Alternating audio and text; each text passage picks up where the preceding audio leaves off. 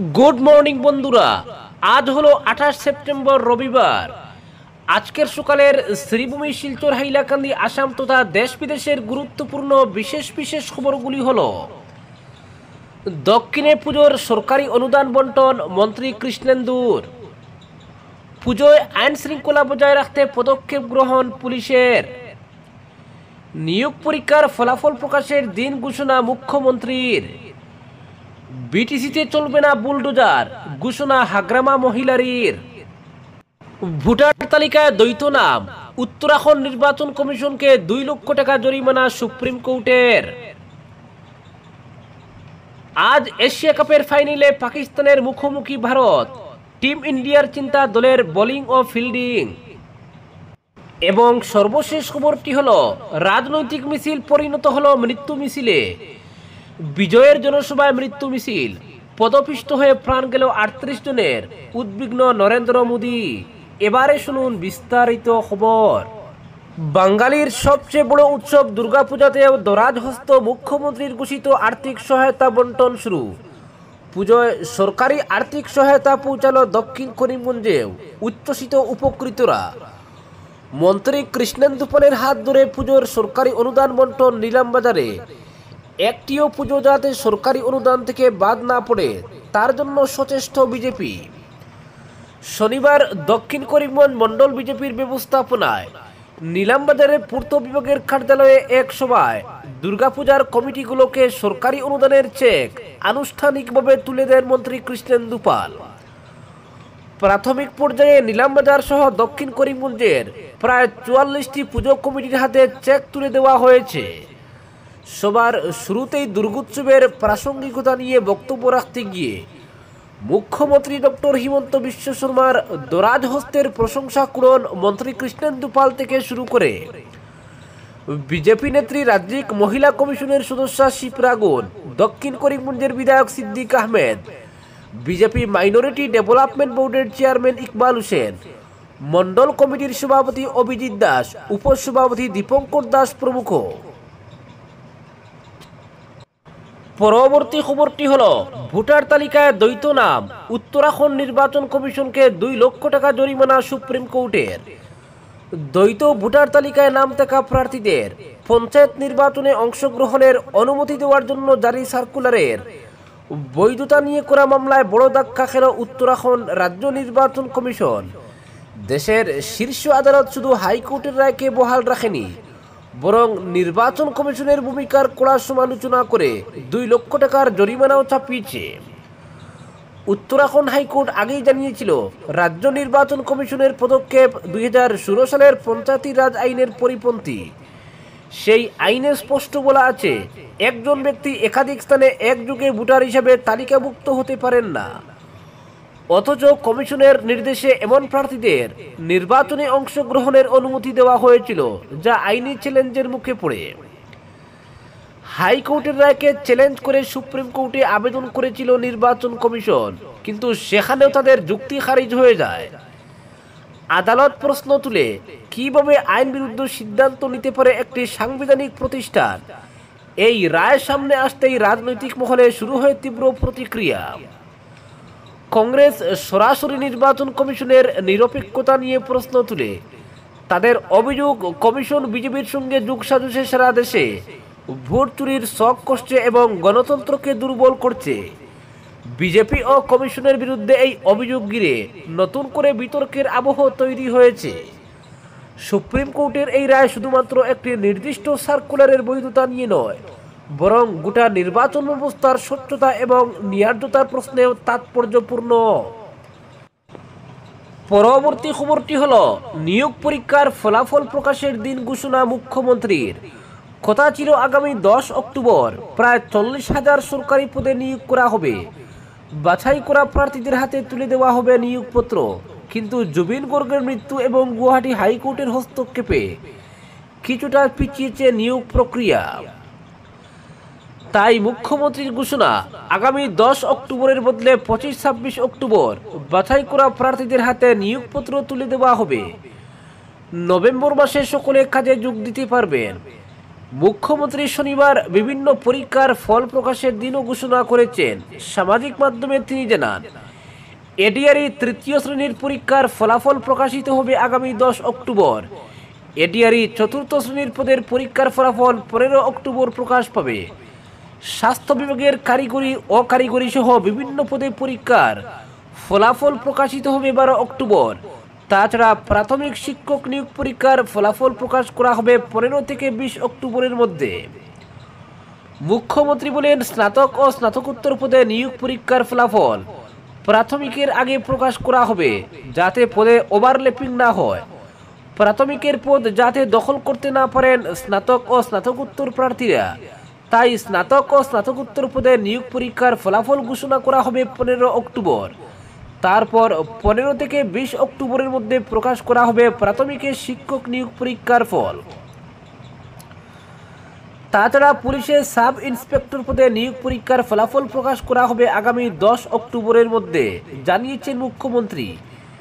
কিন্তু পুলিশের এবি এবং ইউবি কনস্টেবল পদে নিয়োগ পরীক্ষার ফল প্রকাশে দেরির কথা জানিয়ে মুখ্যমন্ত্রী বলেন, পুলিশের এবি এবং ইউবি কনস্টেবল পদে নিয়োগ পরীক্ষার ফলাফল প্রকাশে সাময়িক বাধা রয়েছে হাইকোর্টের। আমরা আশা করছি আদালতকে সন্তুষ্ট করে এই মাসের মধ্যেই এবি ও ইউবি পরীক্ষার ফলাফল ঘোষণা করা সম্ভব হবে। 10 অক্টোবর থেকে নিয়োগপত্র বিতরণের দিন পিছিয়ে যাওয়ার কারণ জানিয়ে মুখ্যমন্ত্রী বলেন, ফলাফল ঘোষণার পরও কিছু কাজ বাকি থাকে। কাকে কোন বিভাগে পাঠানো হবে সেটা ঠিক করতে হয়। তাছাড়া বিভাগ থেকে পদ অনুযায়ী পোস্টিং দিতে হয়।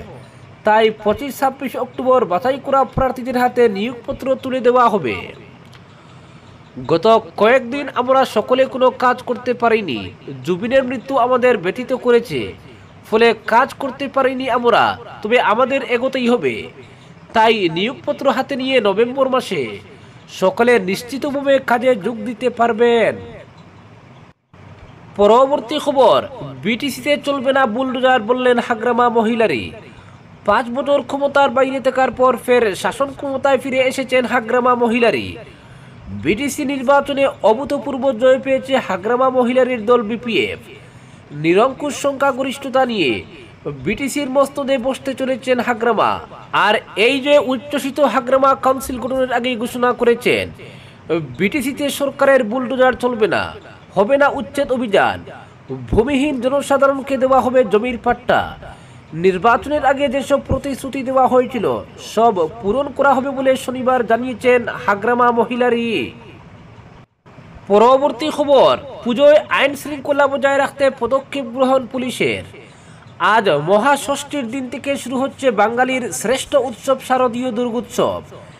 এবার শ্রীভূমি জেলার পাতারকান্দি সমজেলায় এই পুজোকে কেন্দ্র করে যাতে কোনো ধরনের অশান্তির বাতাবরণ সৃষ্টি না হয়, তার জন্য শুরু থেকে তৎপর রয়েছে প্রশাসন।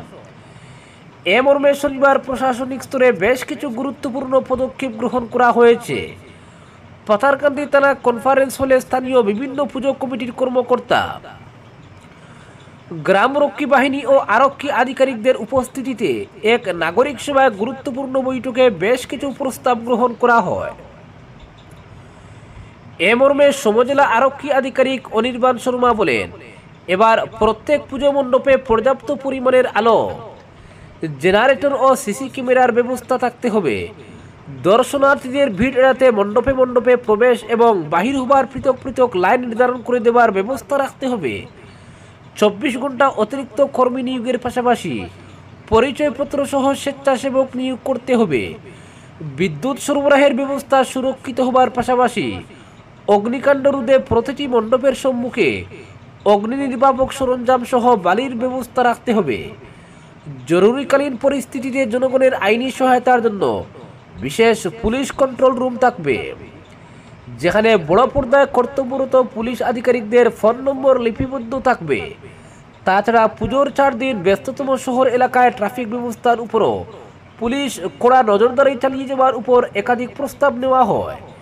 এতে বিভিন্ন পুজো কমিটির কর্মকর্তা সহ উপস্থিত ছিলেন শ্রীভূমি জেলা পুলিশ সুপার পার্থ প্রতিম দাস, পাতারকান্দি থানার ইন্সপেক্টর ওসি সুমেশ্বর কুয়ার, গ্রামরক্ষী বাহিনীর circle CO BDP Sabbir Ahmed, Sanjib Debnath প্রমুখ। পরবর্তী খবর, আজ এশিয়া কাপের ফাইনালে পাকিস্তানের মুখোমুখি ভারত। টিম ইন্ডিয়ার চিন্তা দলের বোলিং ও ফিল্ডিং। আর কয়েক ঘন্টা পরে এশিয়া কাপের ফাইনালে মুখোমুখি হতে চলেছে ভারত ও পাকিস্তান। এবারের টুর্নামেন্টে এই নিয়ে তৃতীয়বার দু দলের সাক্ষাৎ। ভারতীয় দল দুরন্ত ছন্দে রয়েছে। গ্রুপ এবং সুপার 4 পর্বে 3টি করে মোট 6টি ম্যাচ ছিল, সবকটিতেই জিতেছে ভারত। অপরাজিত চ্যাম্পিয়ন হওয়ার দুরন্ত সুযোগ। পাকিস্তানের বিরুদ্ধে জয়ের হ্যাট্রিক করতে পারলে এশিয়া কাপে নবম ট্রফি জিতবে ভারত। অভিষেক শর্মা যে ছন্দে রয়েছেন তা বিশ্বের তাবড় বোলিং আক্রমণের কাছেও ত্রাসের বিষয়। 200-র বেশি স্ট্রাইক রেটে খেলছেন, টানা 3 ম্যাচে হাফ সেঞ্চুরি প্লাস ইনিংস খেলেছেন। টুর্নামেন্টে সবচেয়ে বেশি রান তারই। ভারতের জয়ের ধারার মাঝেও একটা নীরব চিন্তা কিন্তু থেকেই যাচ্ছে। সুপার 4 পর্বের শেষ ম্যাচে শ্রীলঙ্কার বিরুদ্ধে সুপার ওভারে জিতেছে ভারত। প্রথমে ব্যাট করে 202 রান তুলেছিল। অভিষেক শর্মা দুর্দান্ত ব্যাটিং করেন, তেমনি সঞ্জু স্যামসন ও তিলক বর্মা মজবুত জুটি করেন। অভিষেক শর্মা ধারাবাহিক ভালো খেলছেন, বাকিদের ব্যাটে ধারাবাহিকতা নেই। এই তালিকায় পড়েন ক্যাপ্টেন সূর্যকুমার যাদবও। আন্তর্জাতিক টি-20তে হঠাৎই যেন উতরাই চলেছে বিশ্বের প্রাক্তন 1 নম্বর ব্যাটারের। এশিয়া কাপের শেষ 3 ইনিংসে সূর্যকুমার যাদবের অবদান 0, 5 ও 12। এই বছর 10টি আন্তর্জাতিক ম্যাচে করেছেন 99 রান, এর মধ্যে 3টি শূন্য, স্ট্রাইক রেট মাত্র 110। আর 2024 টি-20 বিশ্বকাপের পর থেকে ধরলে 19 ইনিংসে মাত্র 329 রান, 2টি হাফ সেঞ্চুরি প্লাস ইনিংস। মাঠের বাইরের বিষয়ে নানা আলোচনায় সূর্যকুমার যাদব, তেমনি তার অধিনায়কত্ব নিয়ে এখনো অবধি প্রশ্ন তোলার জায়গা নেই। তবে ব্যাটার সূর্যকুমার যাদব ফাইনালের আগে ভারতীয় শিবিরে বড় চিন্তা। সব ম্যাচেই অভিষেক শর্মার ব্যাটে জ্বর উঠবেই এই নিশ্চয়তা নেই। তবে অভিষেক শর্মা এবং হার্দিক পান্ডিয়ার চোট নিয়ে হঠাৎই ফাইনালের আগে উদ্বেগ ভারতীয় শিবিরে। 2 ক্রিকেটার ছাড়াও ভারতীয় শিবিরের চিন্তা বাড়িয়েছে বোলিং। ফাইনালের আগে ভারতীয় শিবির স্বীকারই করে নিল তারা অপরাজিত থাকলেও নিখুঁত ক্রিকেট খেলতে পারেনি। শ্রীলঙ্কার ব্যাটাররা শুক্রবার অর্শদীপ সিং, হর্ষিত রানাদের নিয়ে একরকম ছেলে খেলা করেছেন, বিশেষ সুবিধা করতে পারেননি স্পিনাররাও। ভারতের বোলিং কোচ মর্নি মর্কেলও বিষয়টি মেনে নিয়েছেন। ফাইনালের আগে বিষয়টিকে তিনি সতর্কবার্তা হিসেবেই দেখছেন।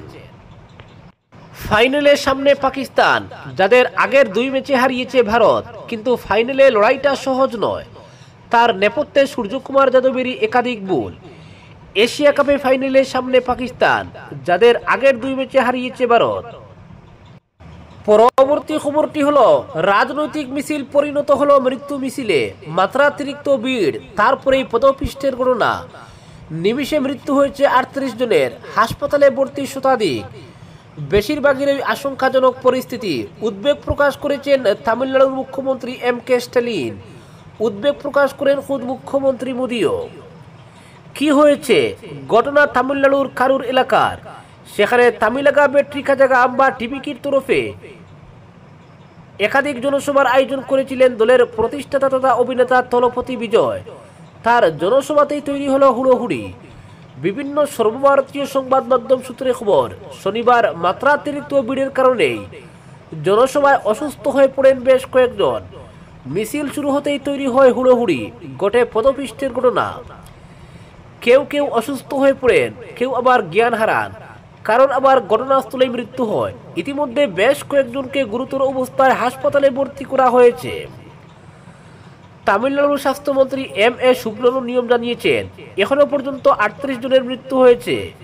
তাদের প্রত্যেকেই নিষ্প্রাণ অবস্থায় ঘটনাস্থল থেকে উদ্ধার করেন স্থানীয়রা। প্রাথমিকভাবে অনুমান পদপিষ্ট হয়ে মৃত্যু হয়েছে তাদের। তবে স্থানীয় সংবাদ মাধ্যমগুলিকে কারুর হাসপাতাল কর্তৃপক্ষ জানিয়েছে এই মৃত্যুর সংখ্যা আরও বাড়তে পারে। তাদের অনুমান এই ঘটনায় কমপক্ষে 58 জনের মৃত্যু হওয়ার সম্ভাবনা রয়েছে। স্থানীয় পুলিশের উচ্চপদস্থ কর্তা ডেভিডসন দেবার্শিপতম জানিয়েছেন, শনিবার রাত 9টা পর্যন্ত স্থানীয় হাসপাতালগুলিতে মোট 500 জনকে ভর্তি করা হয়েছে। কারুরের এই ঘটনায় দুঃখ প্রকাশ করেন প্রধানমন্ত্রী নরেন্দ্র মোদিও। এদিন নিজের এক্স হ্যান্ডেলে তিনি লেখেন, কারুরে একটি রাজনৈতিক কর্মসূচির সময় এমন দুর্ভাগ্যজনক ঘটনায় আমি সত্যি মর্মাহত। যারা তাদের প্রিয়জনকে হারিয়েছেন তাদের প্রতি আমার সমবেদনা। আশা করি এই দুঃসময় তাদের জীবন থেকে দ্রুত কেটে যাবে। আজকের বিশেষ বিশেষ সংবাদ এখানেই সমাপ্ত।